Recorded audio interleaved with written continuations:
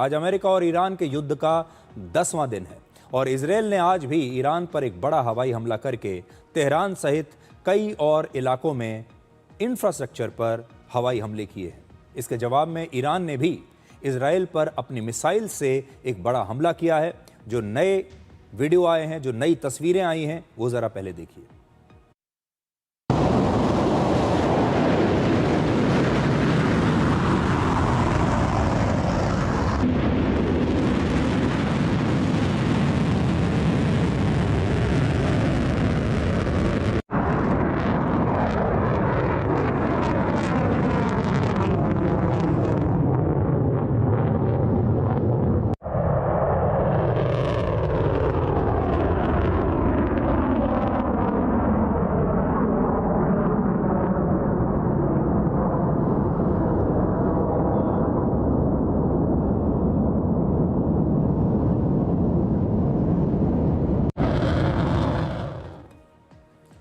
और अब से थोड़ी देर पहले अमेरिका का एक B-52 बम वर्षक विमान ब्रिटेन के एक एयरबेस पर पहुंचा है।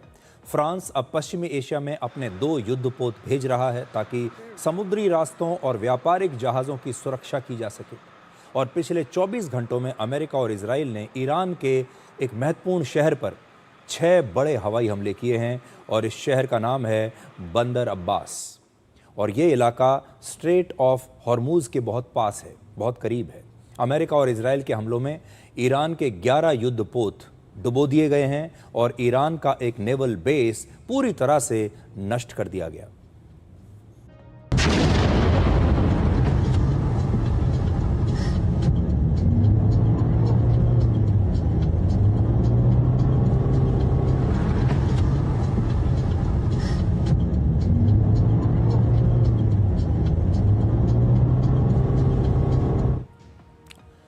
इजराइल के मीडिया ने दावा किया है कि ईरान के 2 कार्गो जहाज चीन से बंदर अब्बास पहुंच रहे थे और इन समुद्री जहाज़ों में एक ऐसा केमिकल लाया जा रहा था जो रॉकेट ईंधन बनाने के लिए काम आता है। यानी इस हमले की टाइमिंग बहुत महत्वपूर्ण है। बंदर अब्बास ईरान का सबसे बड़े बंदरगाहों में से एक है और इसके पास ही ईरान का सबसे बड़ा कंटेनर पोर्ट है। यहीं से ईरान का लगभग 90% कंटेनर का व्यापार होता है और यहाँ पर नुकसान का सीधा असर ईरान की नौसेना की ताकत, कच्चे तेल के निर्यात और ईरान की अर्थव्यवस्था पर पड़ेगा। ईरान की राजधानी तेहरान का आसमान रविवार यानी 8 मार्च को हजारों फीट की ऊंचाई तक काले धुएं से भर गया।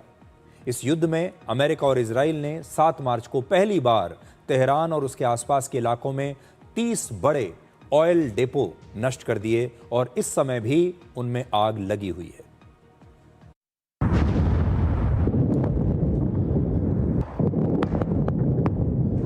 فقط به رسانه‌های بیگانه مردم توجه نکنید. این که میگه من نظامی میزنم، اینجا نظامی نیست مردم.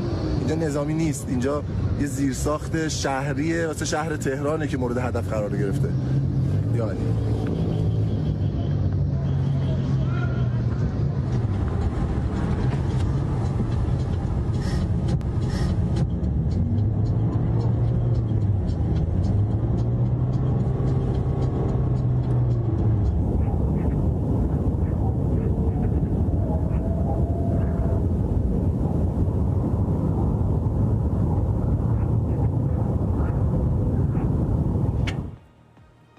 इन हमलों के बाद पूरी रात ये आग ऐसे ही जलती रही और तेहरान के ऊपर काले धुएं की एक मोटी परत छा गई है। इस टॉक्सिक क्लाउड की वजह से कल वहां के लोगों को सूरज की रोशनी भी दिखाई नहीं दी और वहां एक अजीब सा अंधेरा छा गया है। अब यह आशंका है कि जहरीले धुएं में मौजूद केमिकल्स बारिश के पानी के साथ मिलकर एसिड रेन पैदा कर सकते हैं और कई स्थानों पर एसिड रेन होने के दावे भी किए गए हैं और ये एसिड रेन इंसानों के लिए और पर्यावरण के लिए बहुत ही खतरनाक है। तेहरान शहर की हवा में जले हुए ईंधन और केमिकल की बहुत तेज बदबू आ रही है जिससे लोगों को सांस लेने में बहुत परेशानी हो रही है, आंखों में जलन हो रही है और बहुत सारे लोगों को गले में दर्द हो रहा है। इसलिए वहाँ लोगों को अपने अपने घरों के अंदर रहने और मास्क पहनने की सलाह वहाँ पर दी गई है। पश्चिम एशिया में चल रहे इस युद्ध पर भारत के विदेश मंत्री एस जयशंकर ने आज संसद के दोनों सदनों में अपना बयान दिया, जो कि बहुत महत्वपूर्ण है। उन्होंने कहा कि सरकार ताज़ा स्थिति पर लगातार नजर रखे हुए है और युद्ध क्षेत्र से लगभग 67,000 भारतीय नागरिकों को अब तक सुरक्षित वापस लाया जा चुका है। उन्होंने ये भी कहा कि सरकार ने मानवीय आधार पर ईरान के एक वॉरशिप को कोच्चि पोर्ट में शरण देने की अनुमति दी है और इसके लिए ईरान ने भारत को धन्यवाद भी कहा है। India is in favor of peace and urges a return to dialogue and diplomacy. We advocate de-escalation, restraint, and ensuring the safety of civilians. 2.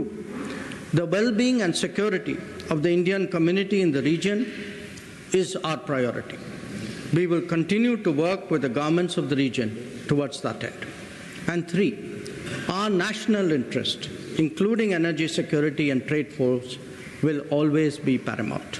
I'm confident, sir, that the government has the full support of this august House on this matter. I thank you.